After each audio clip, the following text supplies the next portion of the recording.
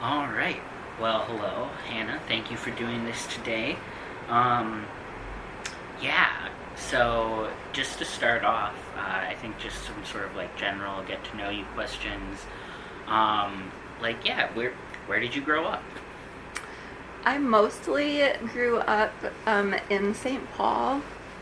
Um, my parents sold the house when I was like 9 or 10, but a few years later we ended up back here.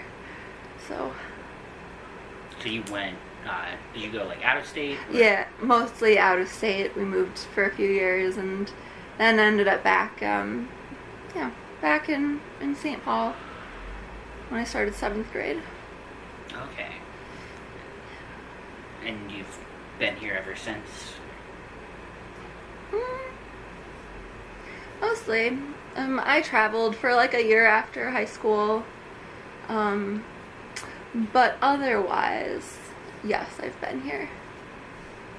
Cool. Yeah. What neighborhood did you grow up in? Marion Park. Marion Park. Okay. Yeah. Like right off of Snelling near the fire station. Okay. Yeah. Yeah. Do you have any good memories of that area? Any streets you like to walk on or anything like that? I have many memories of going to the Dairy Queen.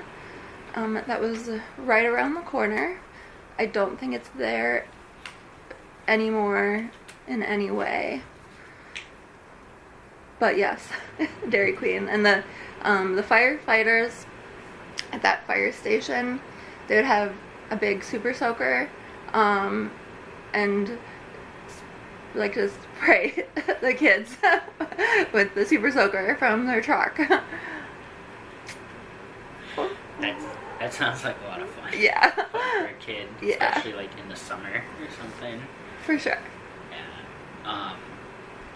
So yeah, when you like left St. Paul, were you like disappointed about that, or you? Yeah.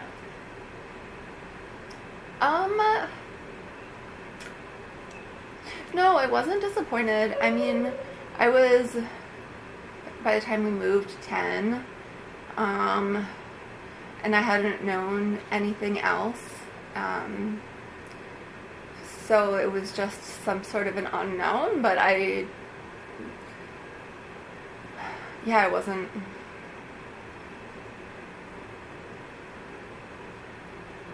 wasn't really upset about it. Yeah. It was just what we were doing. Mm-hmm. Yeah. So. Yeah. And then I guess, did you consciously choose like, okay, I want to stay here now, or is it just kind of like where life took you, or? Yeah. Definitely more where life took me. I always thought I would not stay in Minnesota because I'm not particularly fond of the cold or the snow. But I am here. So. Yeah, that happens sometimes. Yeah. Yeah. And that's okay. Yeah. No. Yeah, what kind of things brought you here? I know you said you went to Metro State for college. Mm-hmm. Yeah. So my college timeline was not the quote-unquote normal college timeline. So I graduated high school sort of a year early. I have a September birthday, so it just kind of got weird all around. But I graduated in 2006, and I didn't actually finish college until 2017. I got an associate's degree from St. Paul College, including a few PSEO credits. I dropped out of college the first couple of times, but after a couple of years, I finally finished the associates. By a couple of years, I mean more than a couple of years. I don't remember. You wouldn't let me in. I had applied to the art program. You didn't let me in.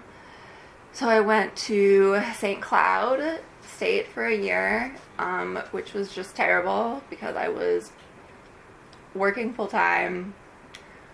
I was, I don't know, I guess in my mid-20s plus at that point. And, yeah, I could not do the driving back and forth. And then Metro added an art program and a bachelor's of fine arts and studio arts instead of a BFA. But, that's okay. It's okay. Yeah. Yeah.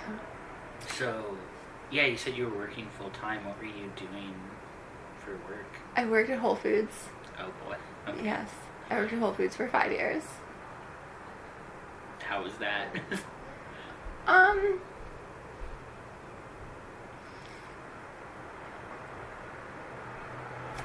I mean, I was good at it.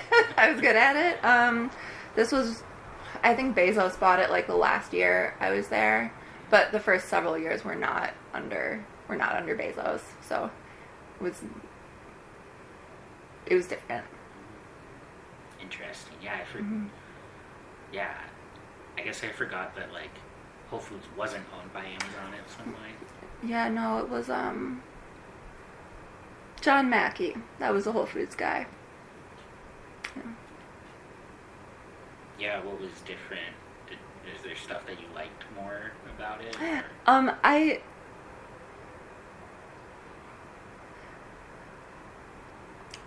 The quality of things has gone downhill, and there's less,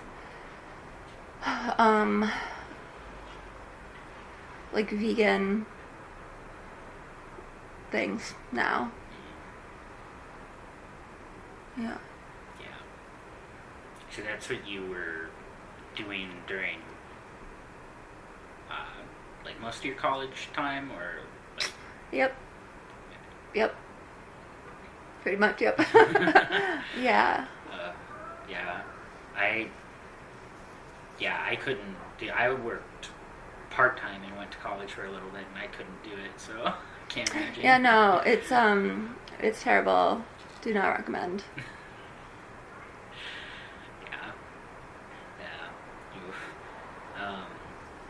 But yeah, so you said you were going to school for art, fine arts, Mm-hmm. or Yeah.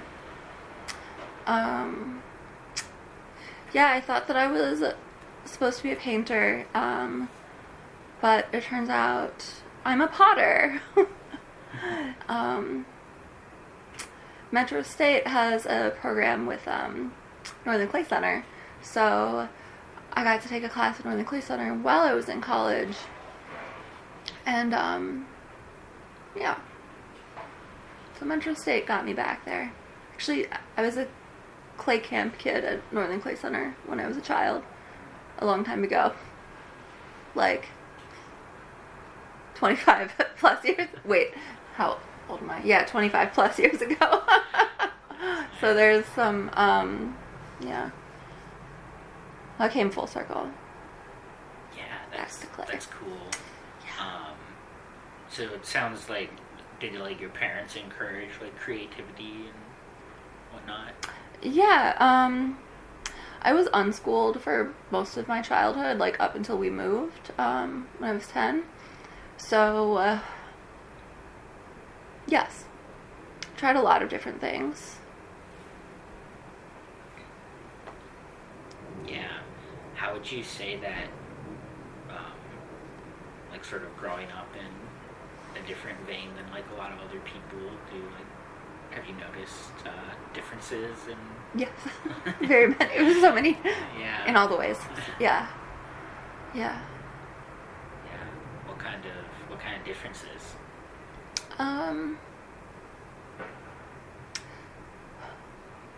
there's a gap in my pop culture knowledge, a like pretty large gap, and I spent, I think, a lot of years filling in the gaps of pop culture things that I didn't know.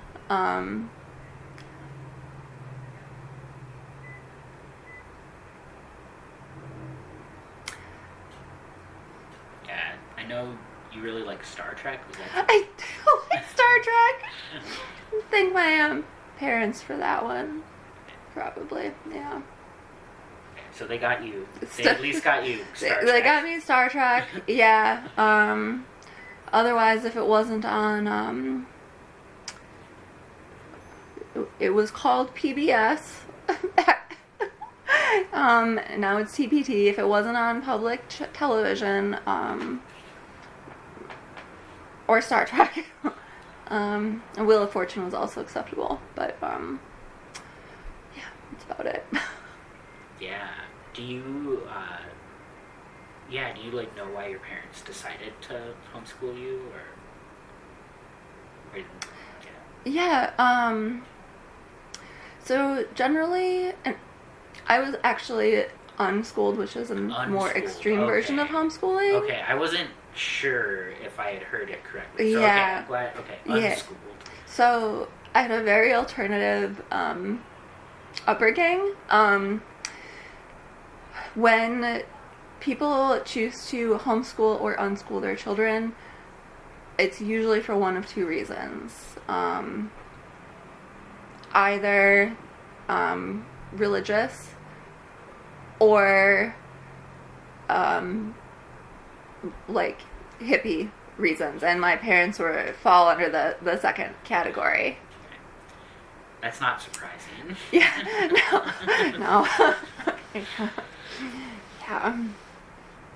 Yeah. They just wanted you to live life. Yeah. Yep. Yeah. Do you have any fond memories being unschooled by your parents?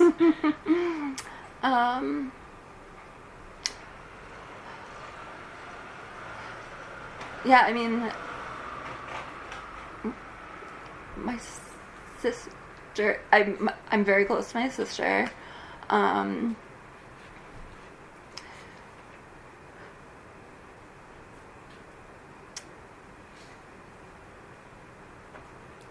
Yeah. We, when my parents sold the house, we moved 12 times in 4 years. Wow. Yeah. Yeah, that's at least 4 times a year, so... Wow. 12 times in 4. Or 3 times a year. Yeah. But still, it's too much. It was too much. Yeah, it was too much. But I didn't, know anything else. Do you know why you're like moving around? Or your parents just trying to like find a place or like find a job? Or... Well, so both my parents had worked from home for pretty much all my childhood. My dad was a professional photographer before digital cameras. My mom did like editing work and also helped with the photography business.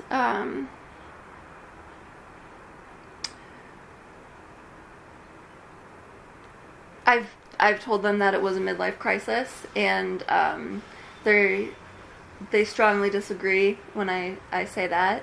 Although I think my dad, in hindsight, doesn't argue. I think he knows that I'm. He senses some truth. Yeah. Even if he doesn't want to say it out loud. Yep, that. So they tried first to move to California. So we did some traveling, went down to New Mexico to see some friends, and up through redwood forests and whatever, and I think that was that time. I don't know. Some sort of a blur in the timeline. But, yeah, so we, not in order, but we ended up living, we didn't move to California the first time out there. We ended up later moving, but only ended up staying for like a week or something, and then came back. We were in Colorado for half a year. We lived with my aunt in Elk River at least twice. I remember the same apartment building in Roseville twice.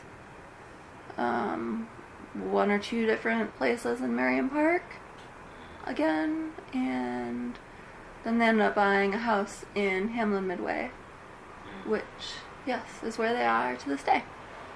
Oh, okay. Well, at least they settled down. Yes. You're like, okay, Yeah. we can stop now. Yeah. So then, so I assume since you just weren't doing school during that time, and then did you like go to high school after that, or? Yeah, I did actually 7th and 8th grade at the Quaker school, at Friends School, which... I don't know that school.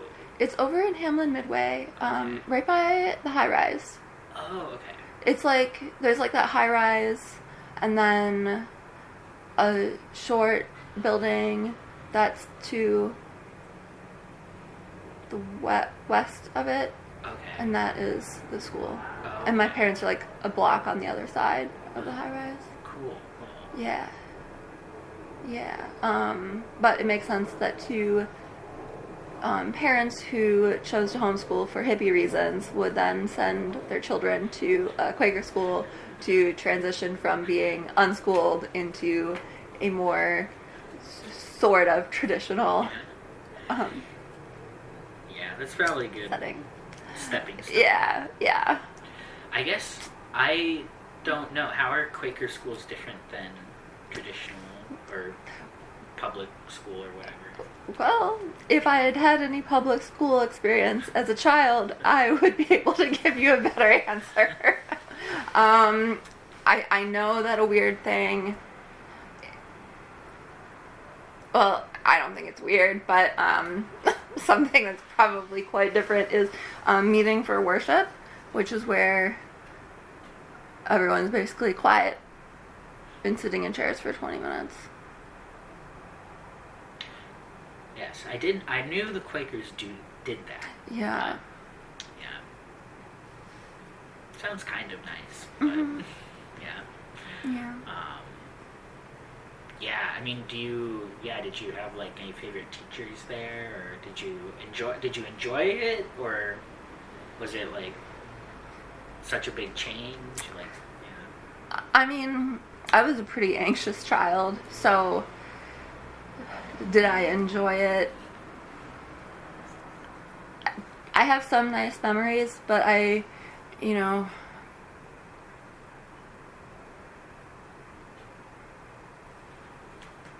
Yeah. Anxiety in middle school is really hard. Yeah. Yeah, I imagine like going from unschooling to like now you have to like interact with people. Yeah, like a lot of people for the whole day, yeah. Yeah, you're like, wow, I'm just used to just like seeing my parents and my sister. How many siblings do you have? One. One sister. Okay, Mhm. cool. Is she older, younger? Younger. Younger. Okay. 2 years, yeah. So still pretty close in age. Yeah. Yeah. I feel like 2 years apart, the siblings tend to grow together a little more versus my sister's 4 years older than me, so Yeah. she's always felt Like, way older. there's no, like, high school at the same time. Exactly. Yeah. Yeah.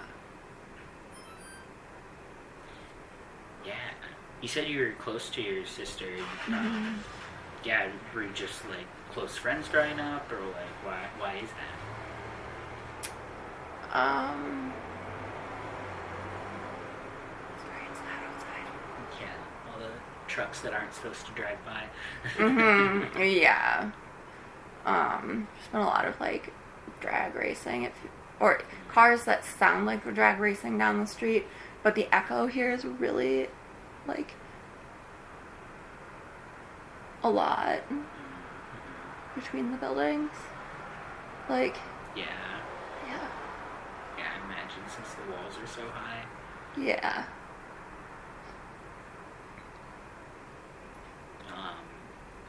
But yeah. Wait, was there a I got distracted. No.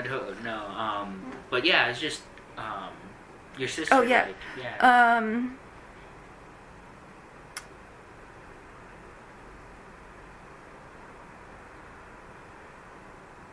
Okay, there was, like, a 21 Pilots song a few years ago. I don't remember how many years ago. But there's a line in it where the guy, or the singer is like, I'll make a candle and I'll sell just one to my brother. And I don't remember exactly the, like... Yeah, I know that lyric. Is that 21 Pilots? Yeah, no, it's 21 Pilots, like, make a scented candle. If I could turn back time, something. Yeah. Could turn back time to the good old days. Yeah. Yeah. That, but, like, I feel like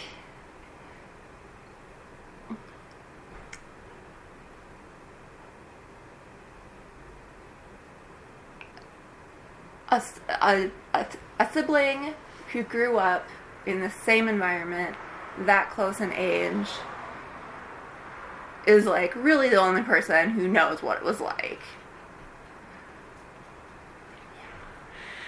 Yeah. Yeah, this is the first time I've heard of unschooling. Oh, yeah. Yeah. I actually didn't hear a good explanation of what it was until I was an adult. And the explanation that I heard is like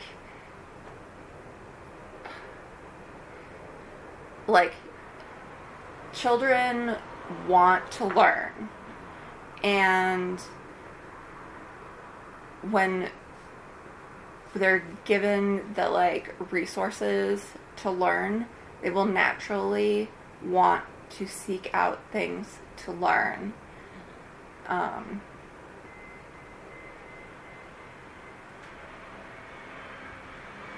So there's, like, here's the encyclopedias and the computer games and the whatever books, and, you know, we did various, like, classes and, you know, like, gymnastics and tap dance and whatever.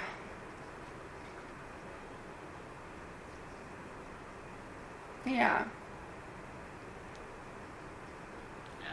Have you found that to be true, that you were more motivated to learn because of that?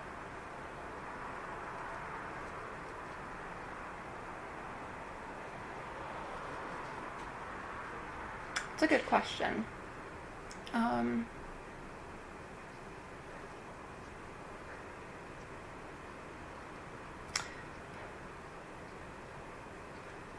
don't know, but I do know that now I'm 36 and I love school, and if I could just, like, be in school and take classes all the time, I would. Because I love learning. Like, now as an adult, I'm like, I love learning and it was great. Would I feel the same way had I been squashed into the same box as most people are? I don't know. Yeah, it's kind of hard to say. Yeah, nature versus nurture. Yeah. Have you noticed similarities with your sister or anything?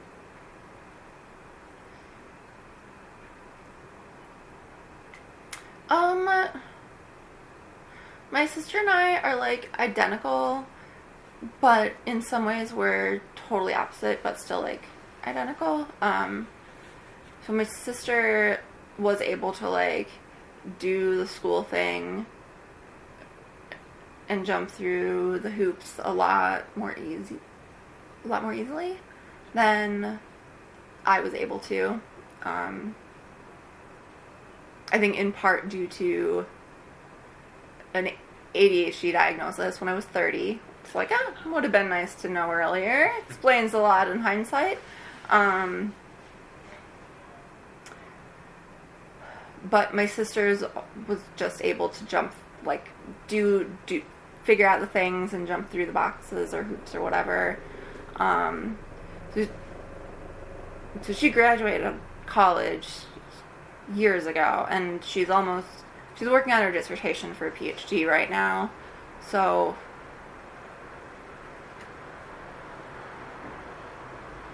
yes, but in different topics. So she's really good at sciences, and I'm an artist.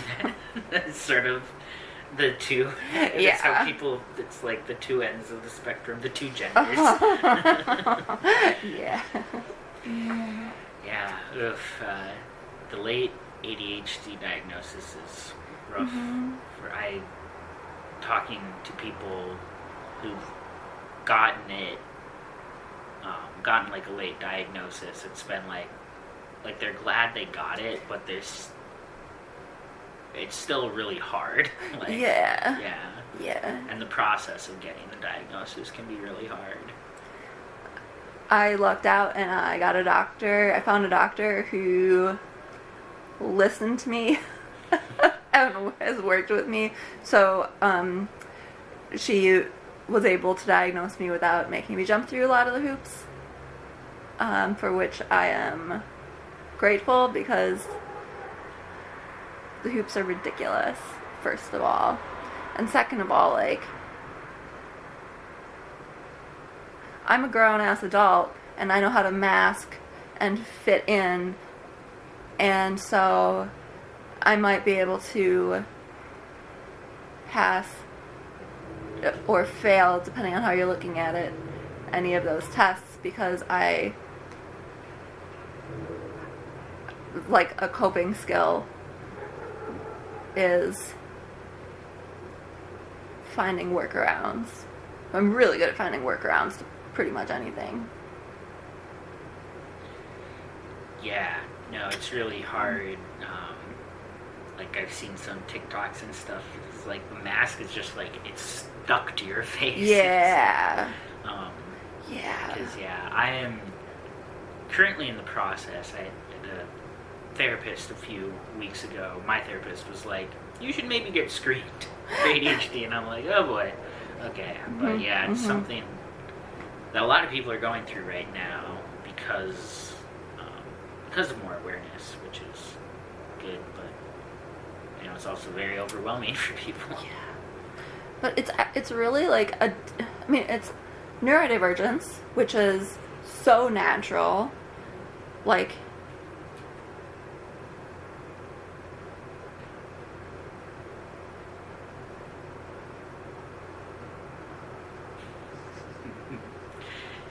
Someone's making biscuits.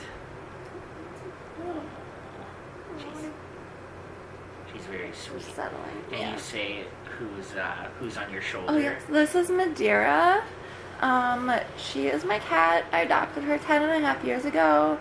She was already an adult at that time, so her age is unknown. At least 15, although the vet we saw a couple days ago thought she was anywhere between 15 and 19. So she's a calico. She's just sitting on my shoulder, kind of like a parrot right now, purring and twitching her tail, because I apparently have done something to anger her. She has pretty much all of the health issues in the world, and still her feisty calico-ness cannot be tamed. She is a cancer survivor, and she had like the cat version of a double mastectomy or top surgery, and now she's blind, and her little heart has always had a little weird something in it. And her thyroid, and I love her very much. Yeah. Yes, she's very sweet. Yeah. Oh, it's been very nice every time I've come over. Yeah. She's very cool. Funny how cats will just like, they can be very persistent sometimes. Yeah. Yeah. She's in charge. She is in charge, I can tell. But yeah, I think, so before we were introducing the true guest of honor, you're talking about like neurodivergence. Oh, yeah. Discovering that and how, yeah, you said neurodivergence is really natural. It is. It's so natural. Mm-hmm. And like, really ought to be embraced. And we live in a world where the people who are in charge benefit from putting people into boxes. And as someone who doesn't fit into a box nice and neat, it's hard. It's hard. I mean, I don't want to fit into a box. Mm-hmm. Yeah, but it's like when there's benefits to fitting into a box. Yeah. Yeah. Yeah. Like, sort of your sister able to, like, get through those hoops and stuff. Yeah, and, I mean, my sister is also neurodivergent. Oh, okay. Yeah. But she was able to get through the hoops. Mm-hmm. Yeah. Because it definitely, it affects people in different ways. Cause yeah. I'm sure there's probably stuff you can do that she really struggles with. Yeah. Yeah. Yeah. When did you like first kind of learn about neurodivergence as even a thing?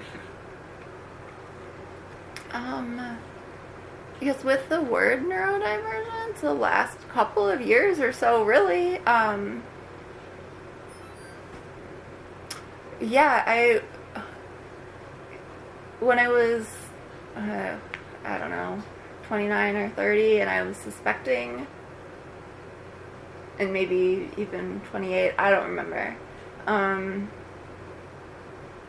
when I was suspecting that I perhaps had ADHD, which had been overlooked my whole life, and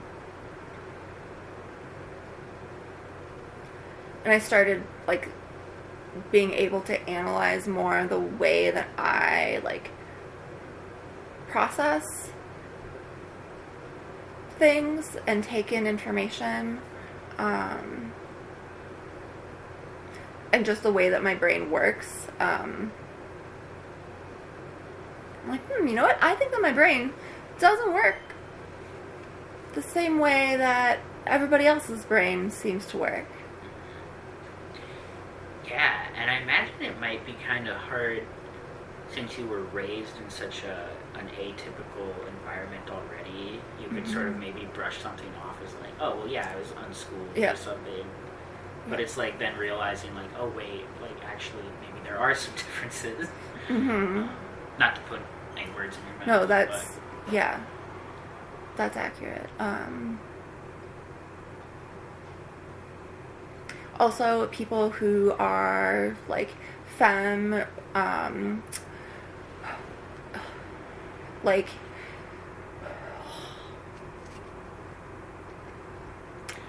there's a stereotype when you think ADHD. It's this image of, like, little boys being crazy and jumping off the walls and being really loud. And for, like, people who are femme or girls, Um,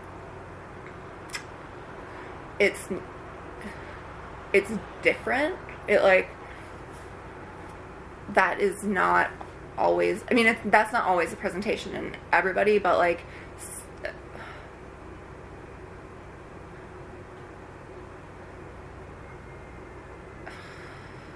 Yeah, I mean, I've heard that's an issue. Yeah. A lot of different neurodivergent conditions. Yeah. So, like, I would have presented in a more, like, spacey way than the, like, jumping off the walls way. And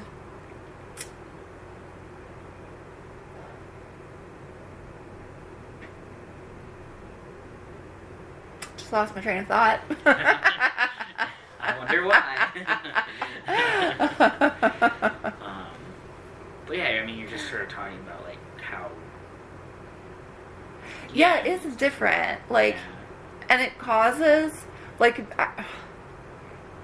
I think we're in a space and a world where we didn't raise neurodivergent people to mask who they really are. I mean, it would be better for so many ways, but it, like, anxiety and depression can be caused by and or exacerbated, I don't know what's the right word, by ADHD. So like, if I'm spending my whole life trying to push myself to fit into a box and act like a normal adult, it's exhausting. So like, yeah, I'm gonna feel more anxious or depressed when I'm being told that I'm supposed to do something and I'm not fitting into that mold.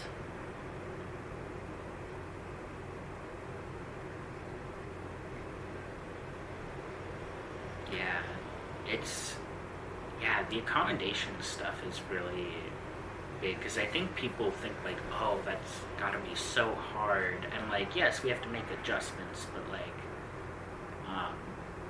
I don't know, like a lot of kids maybe just like need some time to go chill for a second by themselves or something, and like that's the accommodation, and it doesn't need to be anything crazy. Like, it's just like kind of being mindful of people's needs. Yeah, exactly. It's like there's a lot of the environment is really important.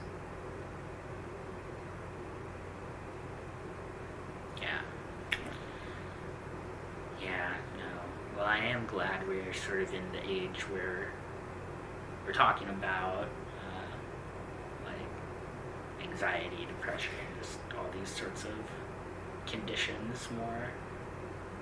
Thank goodness. Yeah, a lot of people used to like therapy. It's like you don't talk about it. So it's good to change that. Everyone should have a therapist. Or I'm trying not to say should, because I've been in enough therapy. I believe it would be beneficial if everybody had a therapist, much the way that we are taught that everyone ought to have a eye doctor and a primary doctor and whatever. It's like, okay, you break a bone, you know what doctor to go to, and you already know the phone number or the general place to find a doctor to look at your broken bone. But if, you know, people experience life things, and a lot of times it would be beneficial to have a therapist to talk to, and if you don't already have one, then it's even harder to find a therapist when you've dealt with a life thing. Yeah, no. Well, and then I mean, just if they know you a little bit, they just like can understand like, oh, this is how this person copes with these things, so like we should talk about this. Yes. Not to say you should definitely try to find a therapist. Still, don't give up. But yeah.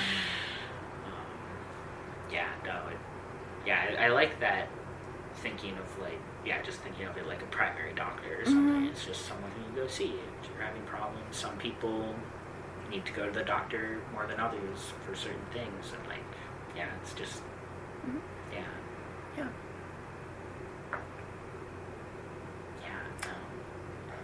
Destigmatizing is important. Yeah, no, that's huge.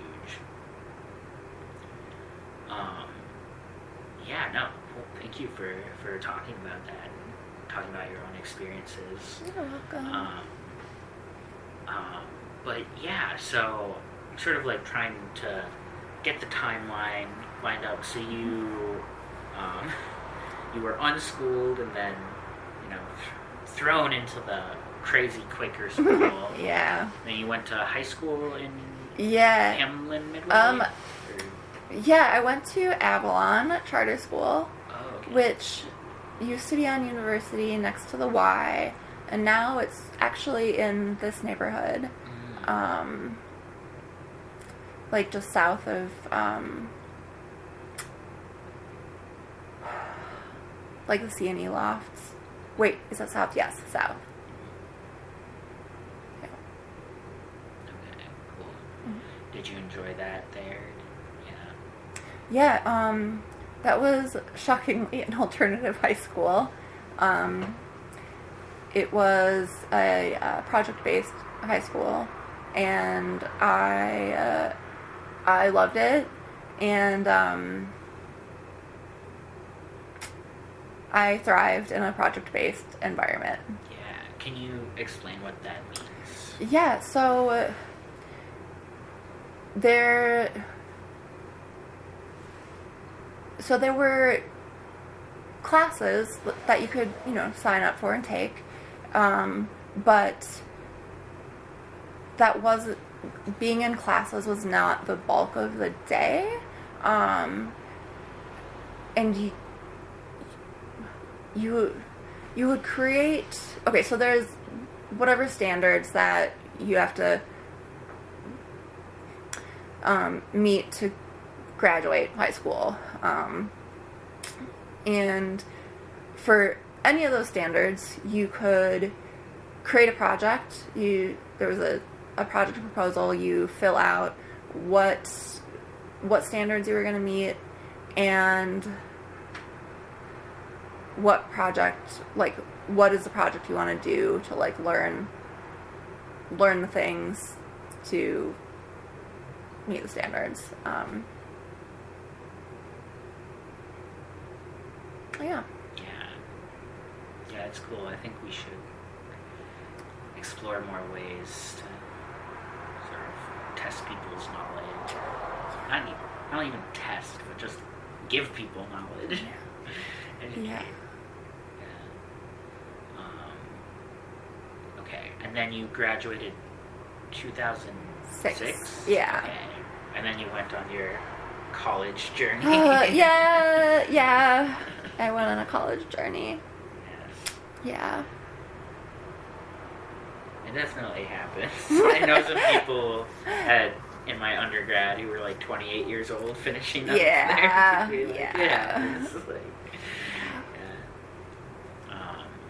Okay, and then so where'd you go first? You went to St. Paul College, then St. Cloud, then Metro State, or? Yeah, but also I took PSEO classes in high school.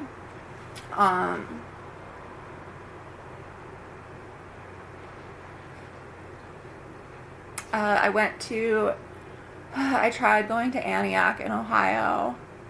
I didn't last very long. But in my defense, I was not the only one that dropped out in the first semester from that school. They were dropping like flies. Yeah. Like very expensive liberal arts. Yeah, flies. Right, yeah.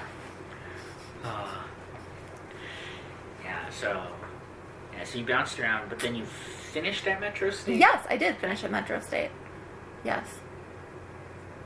So was it like you liked that one the best, or like it was just the best timing? It was what worked for me as an adult who really needed to finish college. Yeah. Metro State is good for that. It also exposed me to different things, like, let's just move this. Madera. Ma'am, do you need help, ma'am? Hi, can I help? Ma'am? Like, there was a wide variety of classes I was able to take, which was really nice.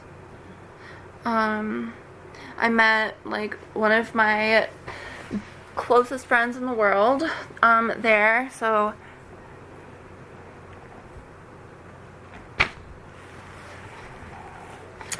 have to make sure she doesn't hit her. Help the cat. Yes. Who's your friend? Kimber Starnes.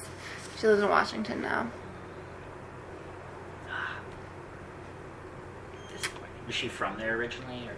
No. That. Yeah, Kimber, she, her. She moved out.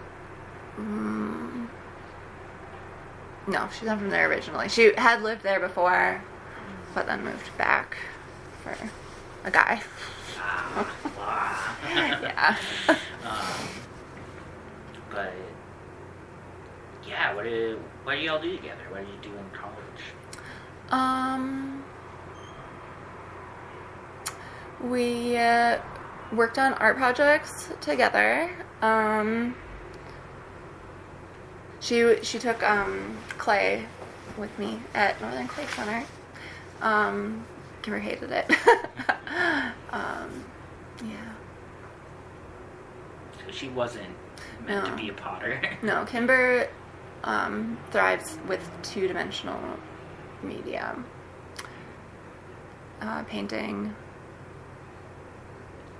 Did she think she was going to be a potter? No.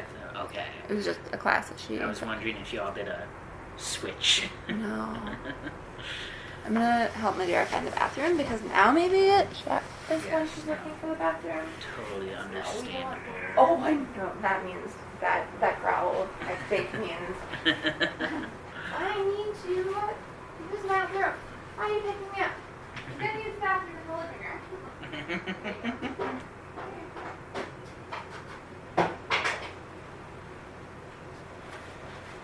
And that's correct. I'm right in the litter box. I'm at 50-50.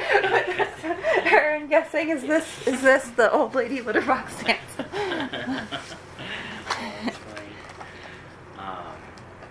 Yeah, cool. So, okay. And you did undergrad? Did you do grad school there too? Or? Yeah. In 2020, I went back for a graduate certificate in project management, because I realized that an art degree, being the most recent education on my resume, may not bring in as much money. Yeah. So you went back during COVID? I had already enrolled at the end of 2019. That's rough. I did the whole thing online, which I would have done with or without COVID, because yeah.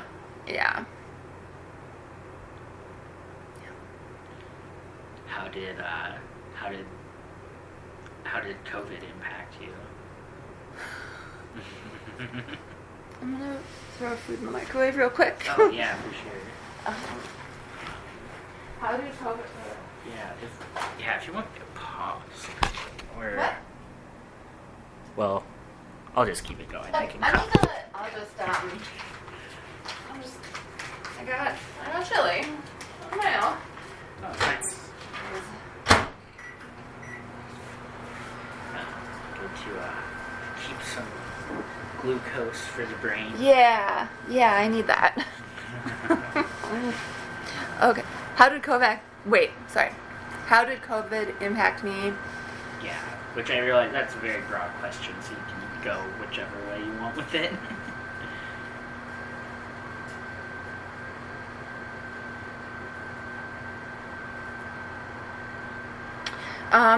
January of 2020, I'd started as a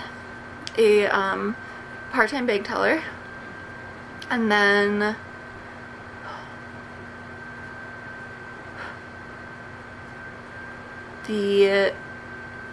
I was also doing demos in the co-ops, and the part-time bank teller plus demos were supposed to balance each other out and be together a whole thing that had benefits and, all that. Demo work stopped very quickly because COVID. The bank doors shut. I was drive-through only after I was there for 3 months. Yeah. Yeah. It's tough when it's like you had just started something. Yeah. I was really good at the drive-through, so I just kind of kicked everyone out of the drive-through space, and yeah. Well, I guess something worked out at least. Yes. Yeah, feel free to grab your chili. Thank you.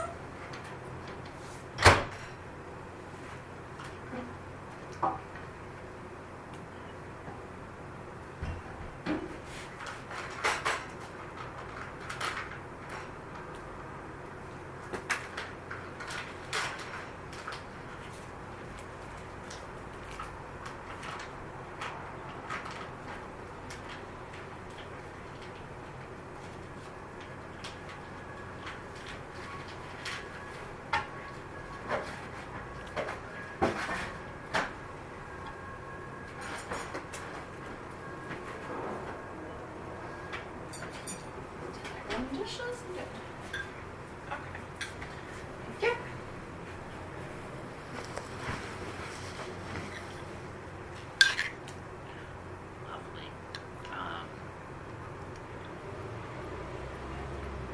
Yes. Now I lost my train of thought. Okay, yes. You started as a bank teller. Yep.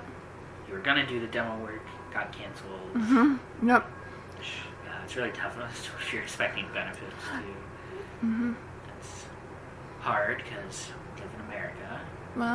Demo work didn't have benefits. Bank teller did. Okay, bank teller. Mm-hmm. Okay. Yeah. I guess that makes sense. Yeah.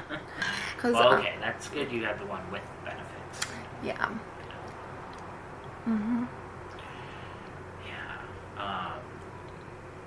Awesome. Great. So, yeah, I know.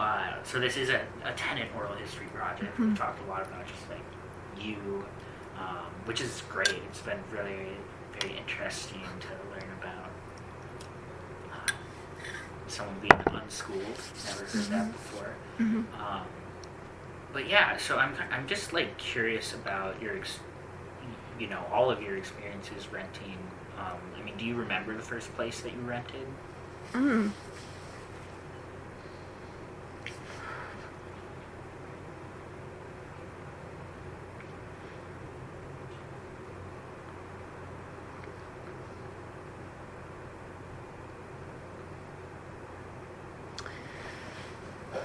Well, the first place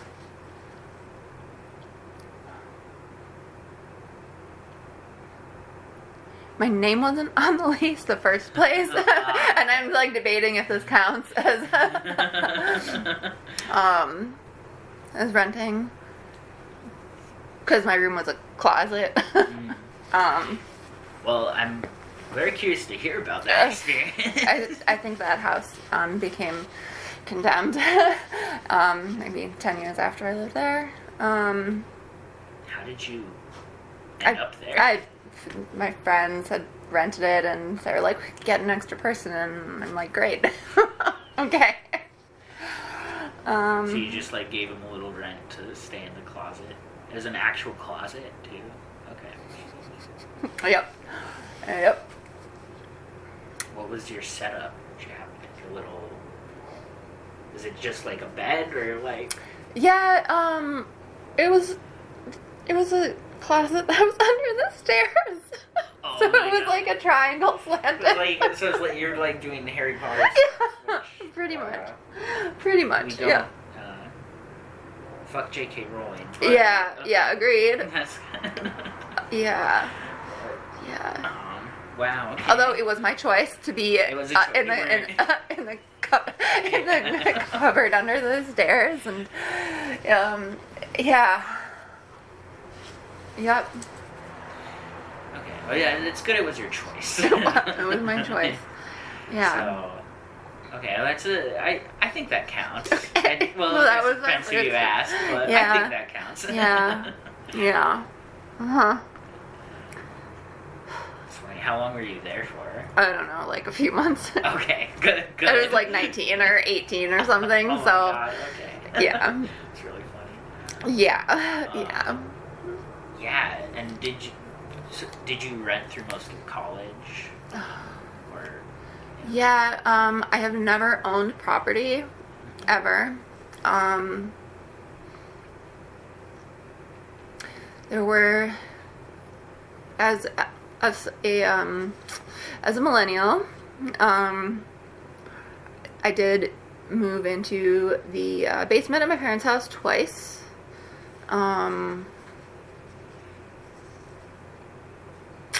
Yeah. But aside from those 2 times where shit just kind of hit the fan, yes, I was renting the rest of the time. Madera is requiring coconut oil right now. I'll be right back. wow, it's coconut oil. She loves coconut oil, and that's over here. When she's over here, it means she wants coconut oil. Sorry. Wait, no, I'm not going to apologize. She's so Madera just... Yeah, is in Madera charge. runs the Hi. show. Yeah. Um, Yeah. Oh, yes. Oh, my gosh. I scared you. I'm so sorry. You were totally looking for coconut oil, though. you just put it on her paws. Well, there's a stick I have somewhere that I'll put it on. But, somehow... Just her paws. Nice. Wow, that's adorable. She's in charge. She's in charge. Yeah. So, stayed with your parents a few times. Rented most of the other times. Yep. Was it? Yeah. Did you like what kind of places? Like duplexes usually, or like apartment complexes, or variety of things? I think I was in a duplex a couple of times. Duplex or triplex a couple of times, but the rest has just been apartment buildings. Yeah. Have you noticed any differences between renting duplex versus apartment, or?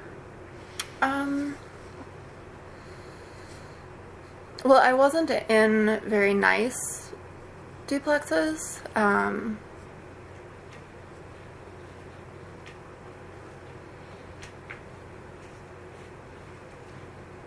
Nor have I really had nice apartments either.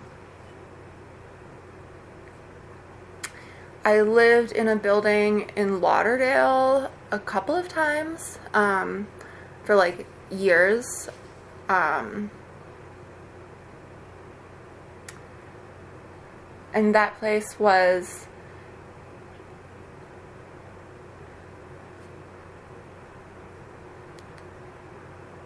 Madera, do you need anything? Okay, I think she's maybe figuring it out. Um, Yeah, you're saying place at yeah, Lauderdale? in Lauderdale. They were not new buildings, but like they were quiet. They were the apartments were small, but like they were well maintained.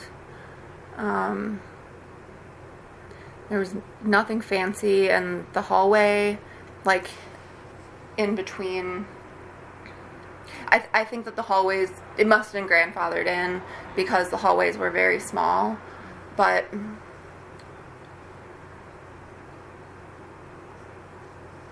that was the best building I've lived in. Yeah.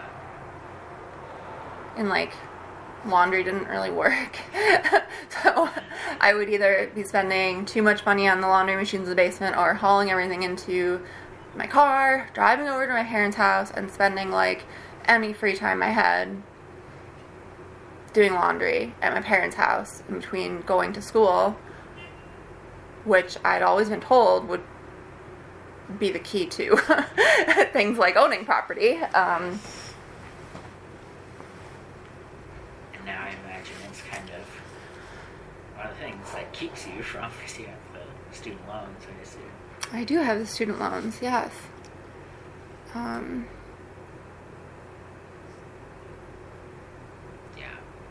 Yeah, those keep a lot of people Mm-hmm. sort of getting ahead.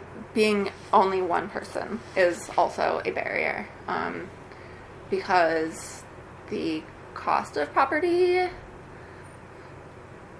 is very high, and what one person can afford is, yeah. Yeah. And I guess, yeah, I imagine, like, people assume that, yeah, like, young couples are the ones who buy houses. Right. Like, yeah, you're gonna have, like, this joint income or resources, at least. Yeah. Have you tried to buy a house? Yeah, I was 2022.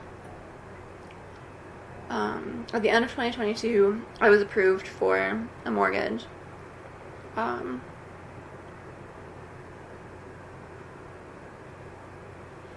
then what I'd really wanted was land.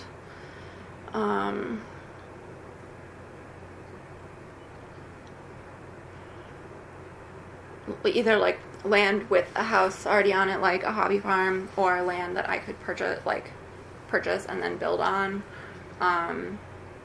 And then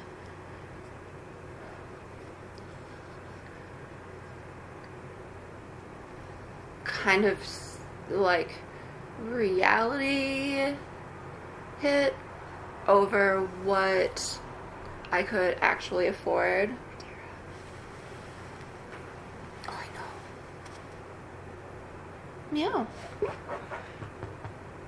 Ma'am, why are you freaking out? Yeah. Hi. Why are you freaking out?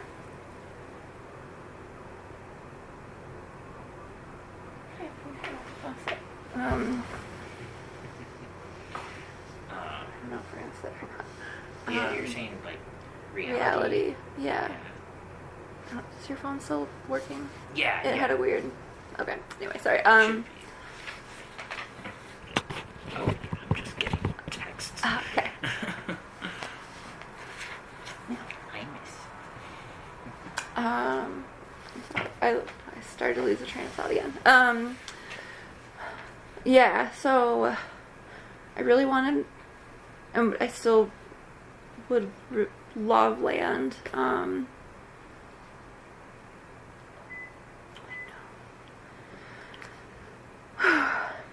Yeah. But like what I could afford,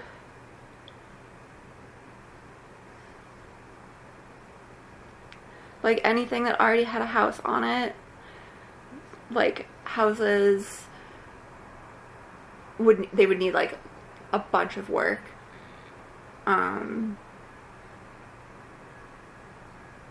or just like in a terrible location.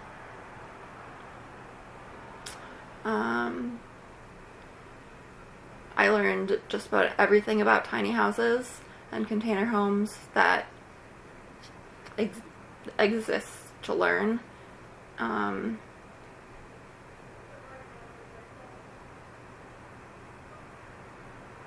There's so much red tape. Yeah, I've heard there's some issues with that. Yeah. That, like, people have to, like, put them on trailers and stuff. Yeah. Yeah.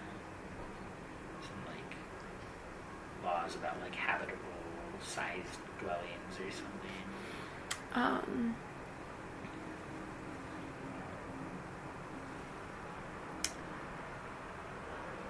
Well, so if you put a tiny... Okay, so for a tiny house to be, like, a legit, quote-unquote, primary, like, residence with an address, it has to be not just on a trailer that moves, it has to be attached to something.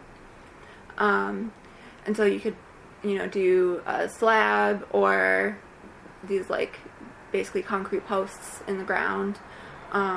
But then they're getting classified as mobile homes, which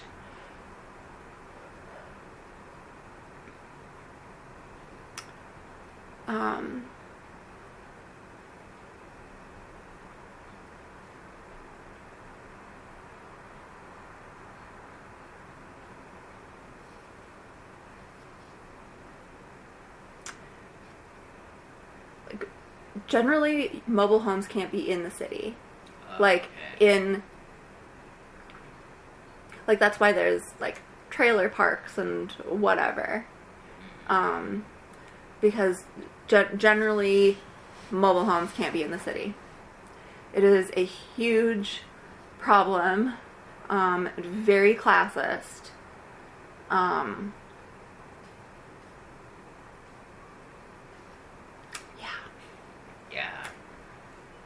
All... Because, yeah, I know there have been some people who've wanted to use, like, tiny homes to, like, help with homelessness and stuff. And just, like, we can make so many and fit them in more spaces. But that red tape, I mean, it's not profitable for companies that profit off of people having homes. Or perhaps they profit off of people not having homes. Really. Yes. Yeah. Yes. So, yeah, is that something you still maybe like to do? Yes. Yeah. So much. So much. I don't know. I've considered, like, you know, like, my sister and I have talked about, like, well, would buying a duplex make sense? You know, I need my own space. I need my own space. But, like, in my heart, I know that I need, like, to be out of the city. Like, I did, like, farm work when I dropped out of college the first or second time, and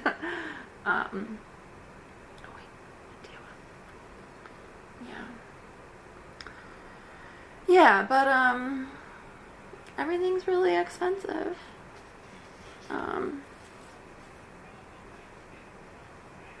I've actually looked at, I mean, I think I've gone down every possible rabbit hole about living options that one could look at. You know, tiny homes.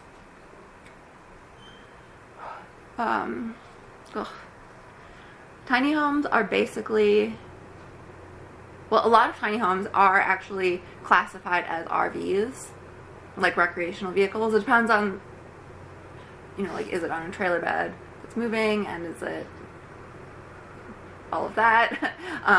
Not like we were talking about earlier, if you put a tiny home on some sort of permanent thing.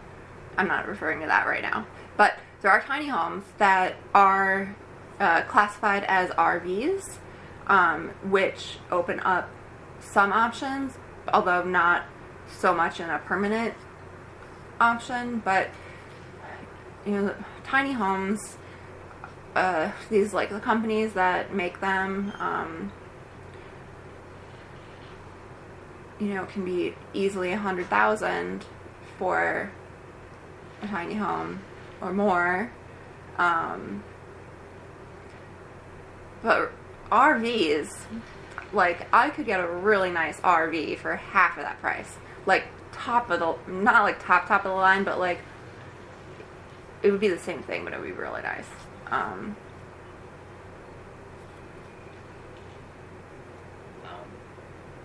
hope someday I'll see you driving down. Someday. Yeah. I've looked at like school buses. I'm like, well, could I get a school bus? But then I also ideally would have land, because I've done enough moving in my life and I really don't want to move. I don't like moving. I'm sick of it. I don't want to do it. I don't want to move. Yeah. At all. Moving sucks. Moving sucks. It's the worst. Yes. And Madera doesn't like moving. Yeah. Now that she's blind, especially. Oh, she needs to know her space. Yes. Where is Madera's couch and where's Madera's balcony? Exactly. Yeah. She's very sweet. Yeah, cool. Well, okay, I do want to talk a bit about where you're living now. Yes. And this apartment. So I know we've talked about this before, but when did you start living here specifically? I have lived here for 5 years. I moved in 2019. Mm-hmm. Okay. It was, you know, brand new. So I'm the only person that's ever lived in this particular unit.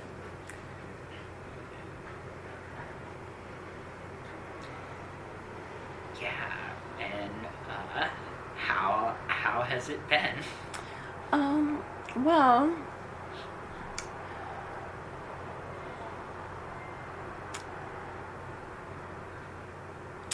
that's a great question.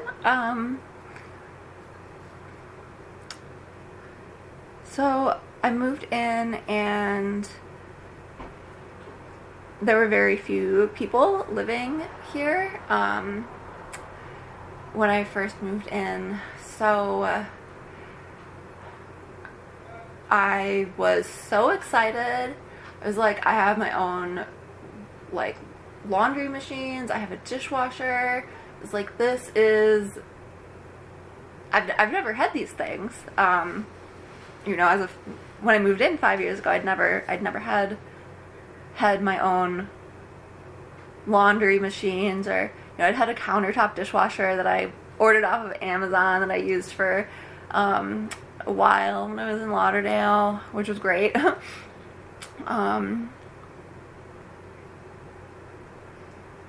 But I really thought that I was moving into a nice place. I thought, I have worked so hard, and yes, I'll be paying, you know, a couple. When I first applied, it was like $150 more than my apartment in Lauderdale, which was not Section 42.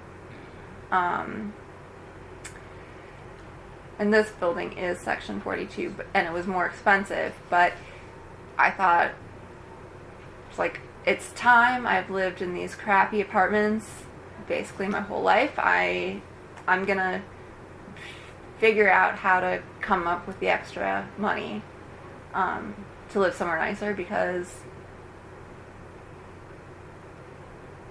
I deserve it. Everyone deserves, you know, to live somewhere nice, and I was like, I'm included in that, and so I thought, yeah, moving somewhere Nice. Yeah. Um,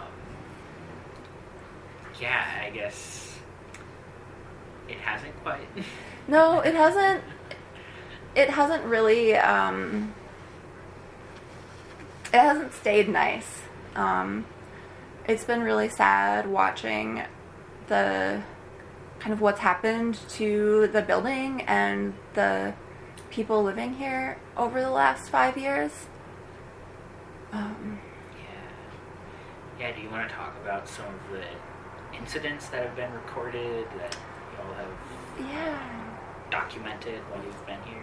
Yeah, so there are a lot of safety issues, security issues, maintenance, garbage, cockroach issues in the building. The building that was built in 2019. Right, and the first time I heard of someone having cockroaches was, I want to say in 2020. The building had not been here for very long before people started reporting cockroaches. Yeah, no, when I've seen pictures of the trash rooms from 2022 and this year. Yeah. I don't know if that's your phone or my phone. Just want to make sure I'm not on. Okay, no, I'm good. Okay. Anyway, sorry. All good. Yeah, there have been issues with garbage.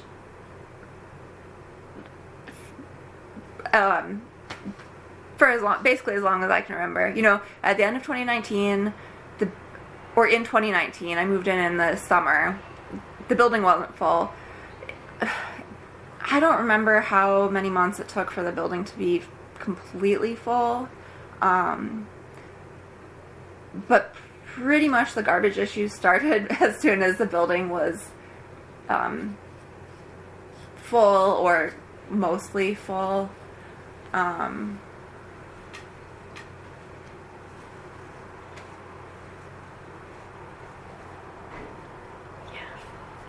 Well, about how many units are in this building? I think it's 217 units. Yeah. And that includes 1, 2, and 3 bedroom units. Yeah, no, and it's a lot of large families Yes. here, so Yes. there could be up to I've heard some people say possibly 900 people living here. I would believe that. Easily. Yeah. Yeah.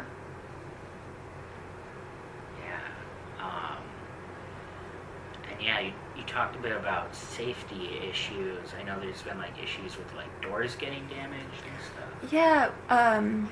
So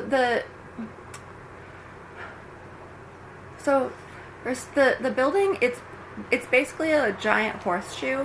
So I think it's 217 units, but I could double check. But it's all one building. So any door being broken creates a safety issue for all of those units. There's not separate buildings next to each other that are included in that. It's all together. So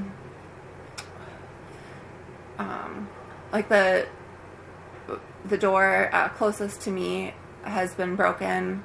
I'm not sure how many times, more than once or twice. There have been times in winter where the door isn't shutting properly, and I'll see like the door literally like won't be 100% shut. They had to they took out part of the cement outside at one point because the door was not closed. With whatever temperature change at whatever season it was, the door was not able to clear the cement outside. The handle has been broken off more than once. These are doors that go directly into the building, right? Correct. There's no like vestibule or anything. Yeah. No, these are doors that go directly into the building. Yeah. Well, and wasn't there one... There's one door broken near Territorial, was it? Yeah, the door in, like, the surface lot was broken. There was glass everywhere. That was this year, actually. Yeah, and I remember you first sent me pictures in May of that. Yeah. Yeah, May or June. And when did it get fixed? I have to look at the pictures, but I think it was about 5 or 6 weeks. Yeah, no, because I kept getting... I remember getting pictures until July and August. Yeah. And it was like... Well, yeah, did you say what their temporary fix was?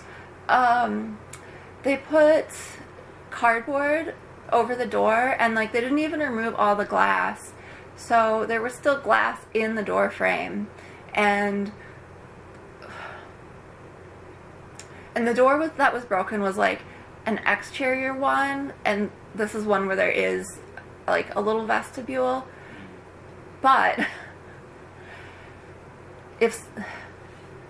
like the exterior door was broken, and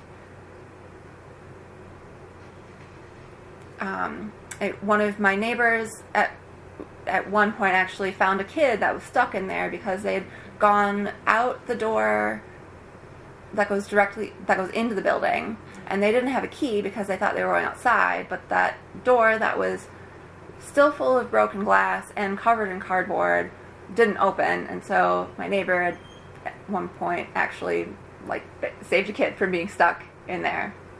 Next to the broken glass door. Yeah. In between the broken glass door and the door that you need a key to get in the building. Yeah. Yeah. Well, because, there's so many kids here, right? Like, there's so many kids here. Yeah. I don't know how many. There's a lot. Having a broken glass door. Yeah, it's... A bunch of kids. Yeah. It's a safety issue for sure. Yeah. No. Yeah. And, there's the buttons, the accessible buttons to make the doors open by themselves.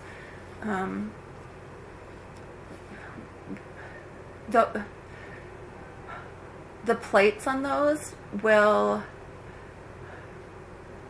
be removed when somebody wants to try to use the electricity to charge something or do something. I don't know. Okay. Yeah. But there's a reason that people pull those plates off. Like people who don't live here. Yeah. Yeah, no, it's usually when something happens consistently like that, it's not like, oh, people just enjoy destroying this. Like no. Maybe one if it happens once, maybe, but yeah. Yeah, I wonder if there's some if you could charge, I don't know what the exact use would be. I'm sure someone knows. Yeah. But, yeah. So it sounds like this has pretty much been happening since the building was built. Yeah. Doors being broken and not fixed. There have been times where there's no garage door or like it's stuck open, which is in effect the same as not having a garage door. Cars and underground parking get broken into, whether or not the garage door is there or functioning. What do people call the bike room again? The free bike store. Yeah. I had a bike stolen from there, like, right away. I don't know how many bicycles have been stolen out of there. Pretty much all adult bicycles end up getting stolen out of the free bike store. Yeah. Yeah. I know, don't y'all, like, have a pool and it hasn't, like, when was the last time someone was able to use the pool? It's been months. The pool was only open for maybe a few weeks this summer. And to my knowledge, they've done nothing to try to fix it for this year, and now it's October, so clearly it's not being fixed. Yeah, no, I don't think it, especially since we just sort of had a cold snap. Yeah. Getting into the 60s now, I don't think people are gonna... Not gonna be this year. No. Yeah, no, well, I think that's a pretty good, pretty, like, straightforward summary of just, like, what people have experienced and what's happened here. How does that make you feel? Like, it feels really gross. Some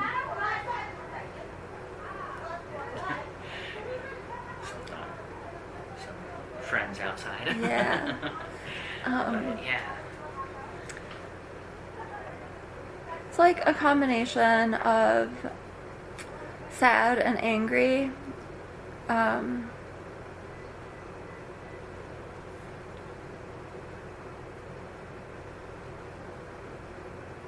Yeah. Sad and angry. 'Cause there's no reason things have to be this way. There's no reason things have to be this way.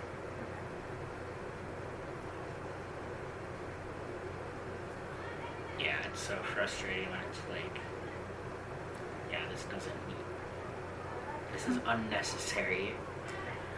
And since, I don't own the building, so if I owned my own property, there's things that I could do. If there was a safety issue or a broken door, I could just fix it. But I don't own the building, I don't own my home, so I can't. I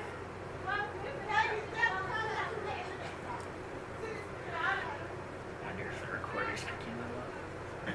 Probably. Sounds like they just went inside. Yeah. Excuse me.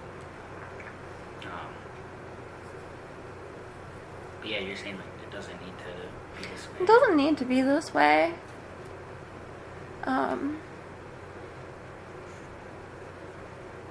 Yeah, it doesn't.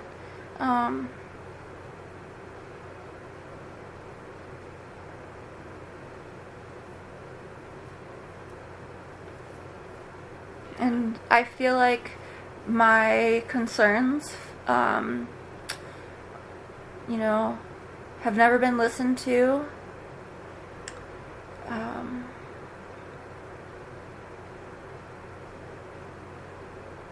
almost sort of like shouting in the void. Yeah, like either shouting into the void or like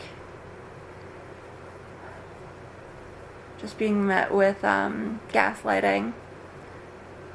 Well, it's somebody's fault for letting somebody in behind them, or not shutting a door, slamming a door behind them, or... Yeah. Putting all of the impetus on the tenants. Yeah.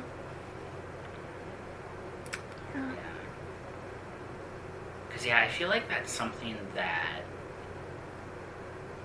logically makes sense to people. Like, oh, just don't let people you don't know in. But then it's like that creates such a weird dynamic at the door. And also it's just so natural for people to do it. Like, you don't even necessarily think about it sometimes. Right. So it's like, yeah, it's tough. I mean, people will also, like, if someone wants to get into a building, they will get into the building. And if somebody I imagine if somebody knows a building is easy to get into and there will not be repercussions for actions they take,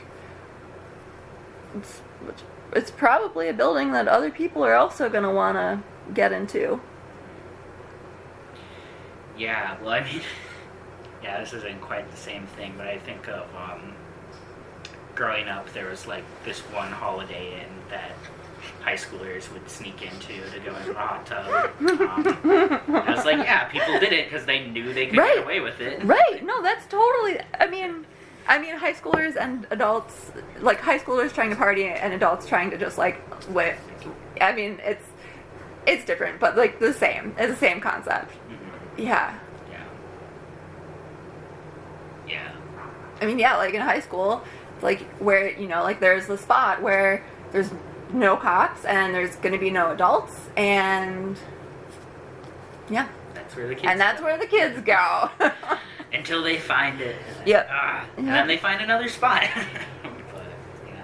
Oh, this is like side note.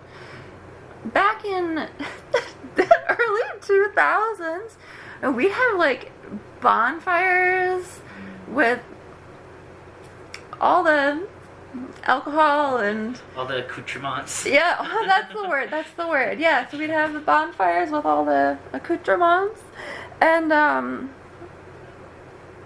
maybe a cop would come up and be like, "You kids drinking?" "No, officer." And they left. Yeah. I mean, although if I were not white, I probably would have not had the same experience. But Were you in a more rural-ish area, or no? You for were high school here, yeah. High school here. Yeah. Yeah. Like Newell Park was a great spot, Okay. excellent location. Yeah. Yeah. No. But yeah. Oh, thank you for that fun little tangent. But You're welcome. yeah, no. Well, I think. Yeah, I mean, yeah, but I think just what you're saying is just. Yeah, it's just. So I mean, people want to feel safe in their homes. Mhm. Like. And we're, you know, when we don't own our homes, we are consumers. Like, we are theoretically paying for goods and services.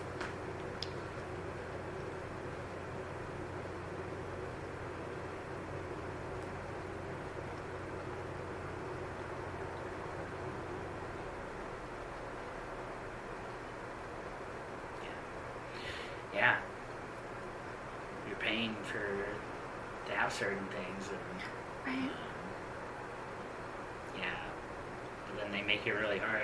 Wouldn't someone have basically a waterfall coming into their apartment? Krista? Yeah. I remember seeing some videos of that. There've been multiple fires here. The actually alarms go off all the time. When there was a fire upstairs and across the hall, I was probably one of the last people out of the building because I didn't think it was real. Because the alarms go off all the time. And then, you know, I tried to just be in the balcony with Madera for a bit, and then the alarms didn't stop. I'm like, oh, okay, fine, I guess we're going outside. Like, and yeah, and then I found out there was a fire right there. Yeah. I just lost train of thought. What was the question before? Oh, yes, the water. So one of the fires that we had was on a second. It was in a second floor unit, and the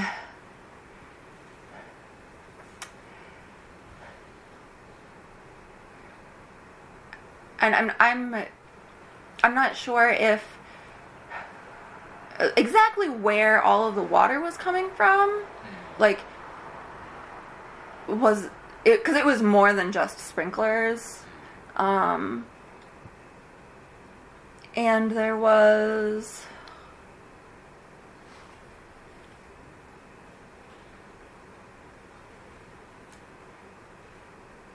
It wasn't like from just like fire trucks either. Like the water was coming from somewhere. I don't know where it was coming from, but all this water from the second floor unit went into a first floor unit, and my neighbor who lives in that first floor unit, who's been here as long as I have, she is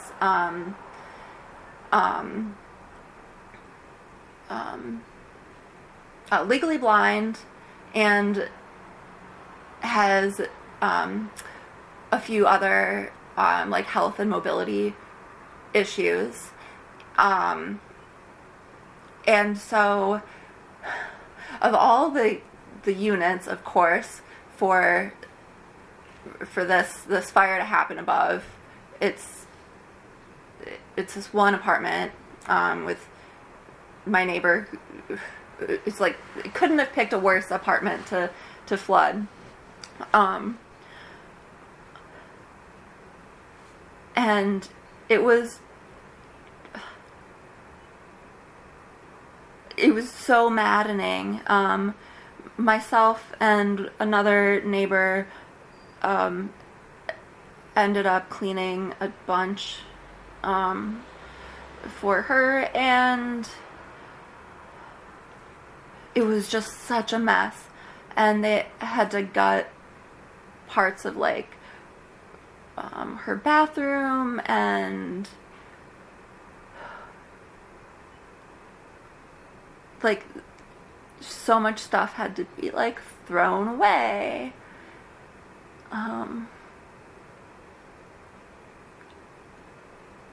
So many things get damaged. Yeah. Water can do a lot of damage.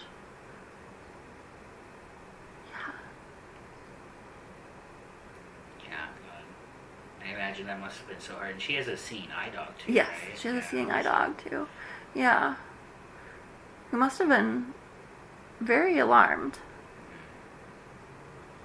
Yeah. Yeah.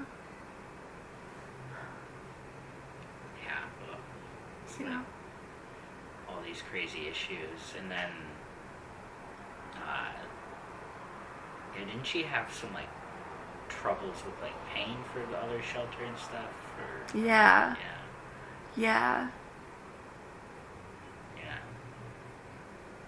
I think she's on Section 8. Okay. Not 100% positive. But I'm fairly certain. Yeah, but it could be hard with those vouchers. Yeah.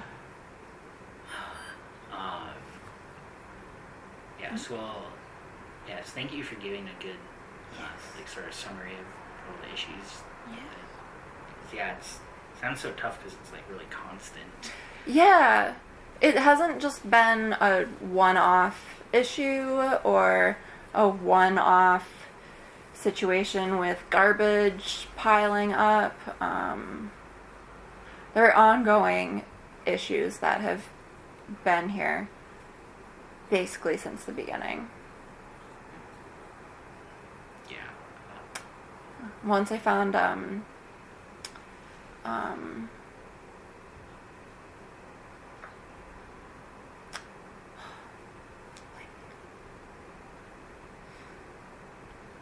what did I find?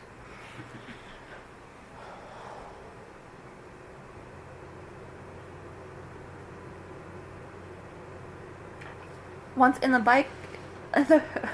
free bike store, I found like evidence of some sort of opioid use.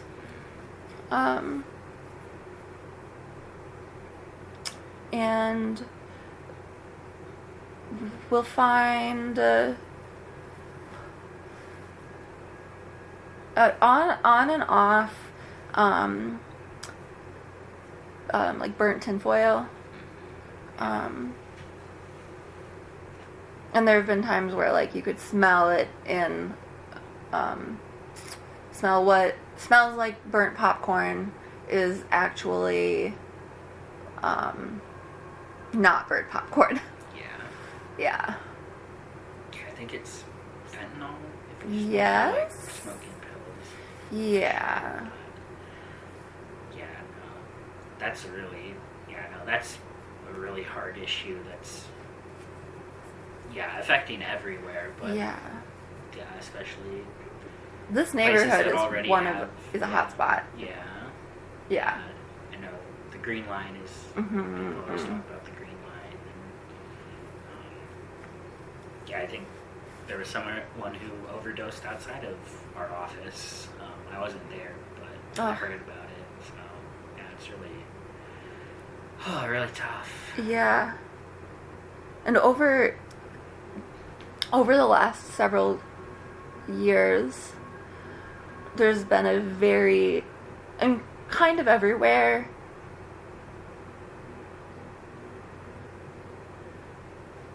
but the number of like people who live in this neighborhood who don't have a house, who are like homeless or experiencing homelessness,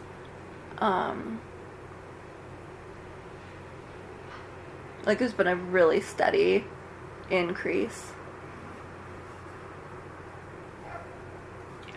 That's really tough. Yeah.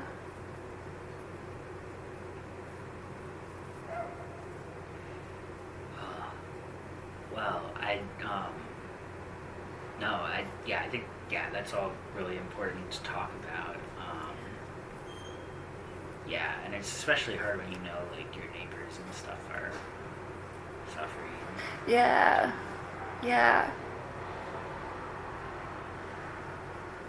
But I guess I think we've covered a lot of things, but I'd like to turn it back around maybe a little more positive. Oh, yeah. Of like, I know that through addressing some of the issues that you talked about, like you've met other tenants in the building and stuff. Yes. And how do you like your neighbors, and how do you like the community here? Yeah. I have some really great neighbors. I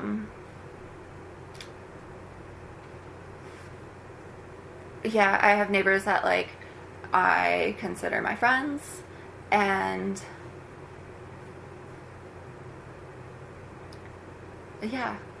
it's through a lot of the work in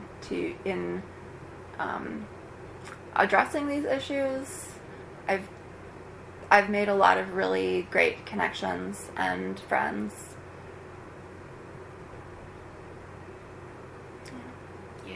But sort of like you like say hi in the hallway, like sort of what's your or like we'll go on walks, or just sometimes sit around and bullshit. Like I have a couple of my neighbors on the fourth floor. I cat sit for their cats, and they help with Madera. Like when Madera had an eye infection this summer, and I needed to go into the office, one of my neighbors like came downstairs like multiple days and gave Madera like her eye medicine, which is like so nice. And sometimes we just go for walks, which is nice. What are your neighbors' names? So upstairs on the fourth floor, it's Manu and Clara. Okay. Manu is Clara's mom, and Clara's in college.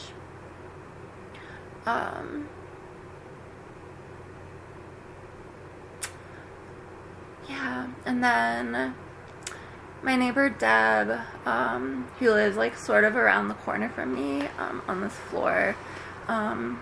Deb also helped with Madera.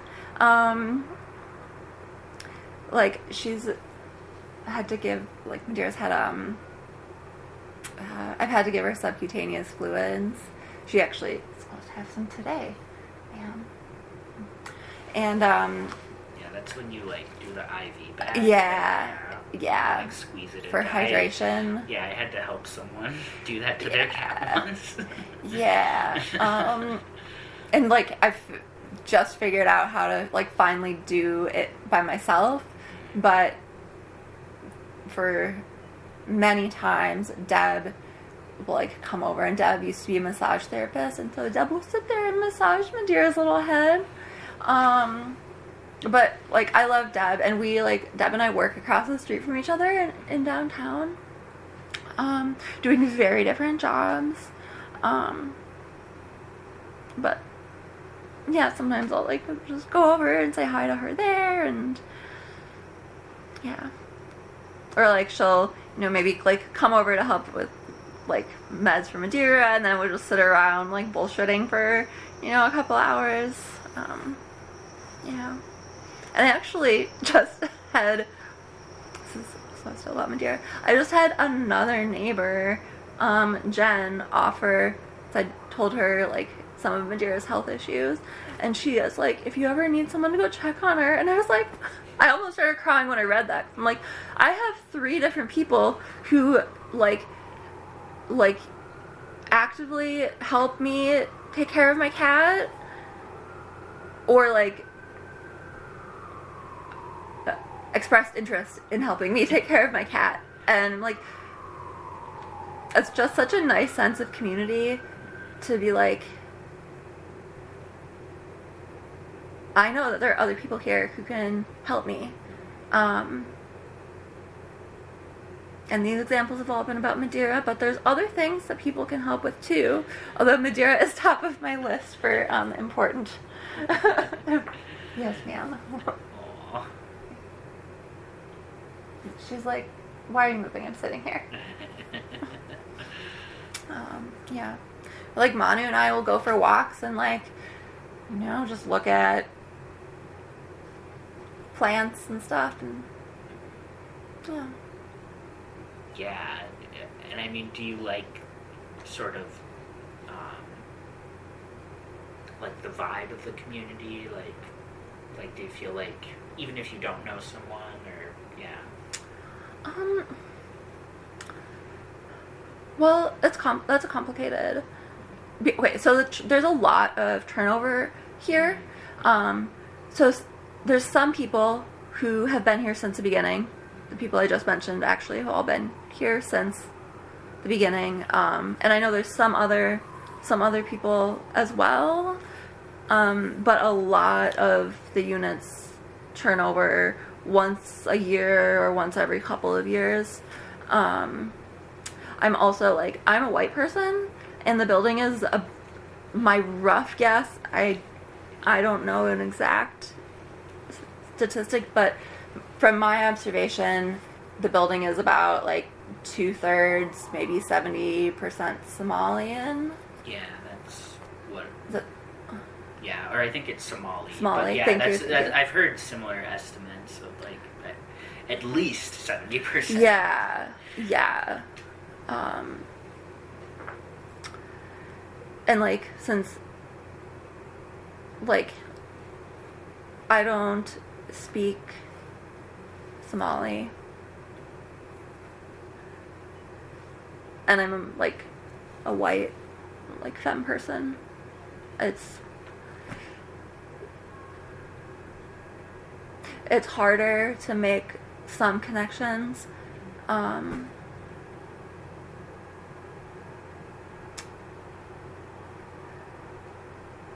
Like, language and cultural barriers are real, and also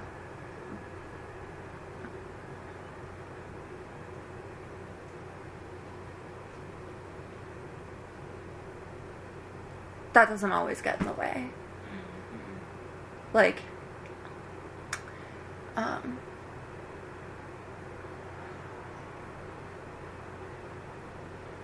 like, a few weeks ago, I like, I got into the elevator, and I think there were, like, 2 Somali women on the elevator, and one of them asked, asked how I was, and I was like, I'm okay. And I asked how she was, and she said the same. And then we both just burst out laughing because there's something so human about the honesty of just being okay. And that was really nice. And it didn't matter that, like, you know, nothing else mattered. That's just like a human connection. Yeah. Very human connection to be like, I am okay. Yeah. I'm making it through. Yeah. But, like, I don't have children either, and I think if I had children, it would. Yeah. Go ahead. No, I mean, just, like, as, like, a single person here, it's different. I think if I had, like, children, it would be, I think the children would break some of those invisible barriers for me. Yeah. They'd just run into each other in the hall, and then they'd be friends. Yeah. Yeah, I've noticed a lot of kids. Sometimes I've walked through the halls and there's, like, someone on a tricycle or something. Yeah. Yeah, I imagine if you're like I'm blind cat person, like I'm not child person. Yeah, I'm blind cat person. Well, that's great. I like that story a lot. So do you like the neighborhood in general, or do you like this area where you are? Yes, and it's, like, just in the last 5 years, it has changed so much. Like, I've spent plenty of time over at the Carlton Lofts across the street, way before this building was built, because this was not a residential neighborhood. So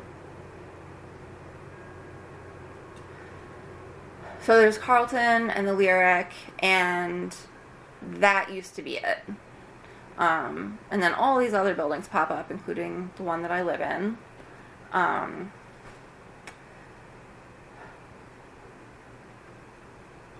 So it's changed a lot. I like being close to the Green Line. If I leave 10 minutes before a train comes, I have more than enough time to get on the train. I drive, but I don't drive to work. And yeah. So it's nice.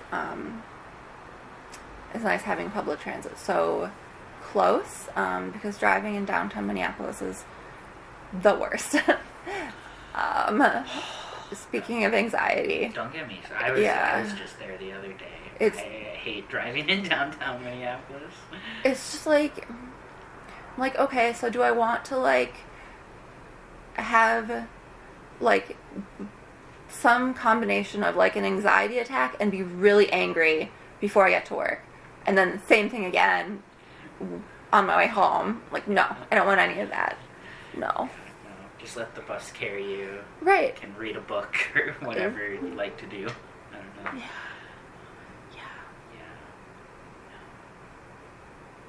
Yeah, no, I mean, I've enjoyed St. Anthony Park, just working over here. It's just a nice neighborhood. Mm-hmm.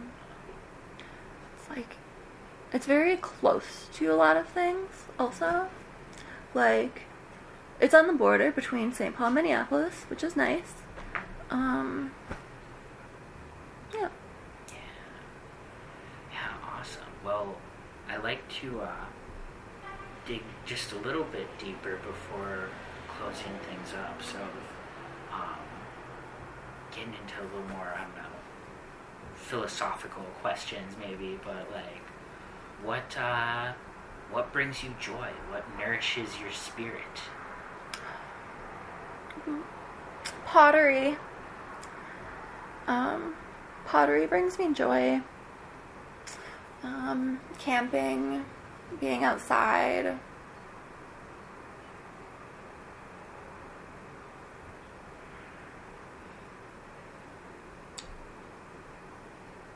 Rivers, waterfalls.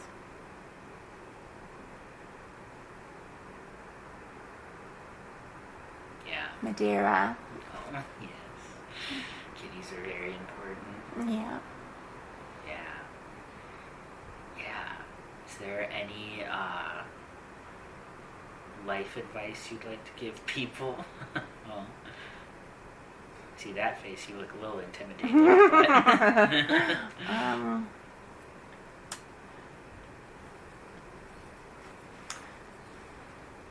But I think it's really important to drink water because being depressed and dehydrated is worse than being depressed and hydrated. Yeah. Yeah, that's yeah, no, that's true. Or whatever bad feeling you're experiencing, if you can hydrate yourself, and at least you won't be dehydrated. That's true. It's one step closer to being a little bit better, feeling a little bit better. Well, that's good. That's good advice. Well, thank you so much, Hannah. You're welcome. Yeah, is there anything else you'd like to say before we close out? No, Okay. I don't think so. Awesome. Well, thank you, and thank you, Madera. Stuck around the whole time, been a star of the show. Sitting on my shoulder. Yes. Like, I know you were really